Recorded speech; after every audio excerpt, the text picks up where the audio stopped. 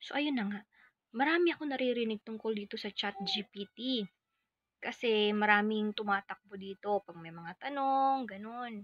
So, tingnan natin kung kaya rin niyang sumagot ng may sense sa mga nonsense na tanong. Subukan natin. Gamit ko ay ChatGPT. Ano ang mas nauna? Itlog or manok? Ito ay isang tanong na matagal ng pinagtatalunan. Ayon sa mga siyentipiko, ang itlog ang mas nauna. Ang dahilan ay ang mga itlog ay nauna pang magkaroon kaysa sa mga manok. Ang mga sinaunang hayop, Manok. tulad ng mga reptilya at isda, ay nangitlog na bago pa lumitaw ang mga unang ibon, kung saan kabilang ang mga manok. Nagkaroon nga ng sense.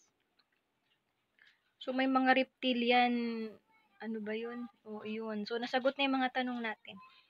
Subukan natin. Isa pa. Nauuhaw ba ang mga isda? Ang mga isda ay hindi nauuhaw sa paraang naintindihan natin. Iba ang kanilang paraan ng pamamahala sa tubig sa katawan. Ang mga isdang nasa Katawan. tabang freshwater ay patuloy na sumisipsip ng tubig sa pamamagitan ng kanilang balat at hasang upang mapanatili ang balanse ng asin at tubig sa katawan.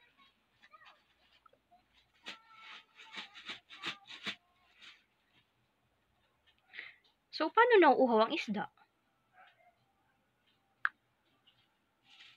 Ang mga isda ay may kakaibang paraan ng pamamahala sa tubig sa katawan nila, kaya hindi sila nauuhaw tulad ng mga tao. Hindi sila umiinom ng tubig dahil sa uhaw. Sa halip, ang proseso ng pagkuha at pagtatanggal ng tubig ay bahagi ng kanilang normal na pisyolohiya para mapanatili ang balanse ng kanilang katawan. Hmm. So, imbis na mag-intake ng tubig ang isda, nagtatanggal pala sila ng tubig. Amazing. Ito, last. To English to. Why can't you judge a book by its cover? You can't judge a book by its cover because the cover only gives a superficial impression and doesn't reveal the full content or quality inside. Just like with people or situations, the outward appearance can be misleading, and you might miss out on something valuable or interesting if you make assumptions based on first impressions alone. It's important to delve deeper to understand the true essence.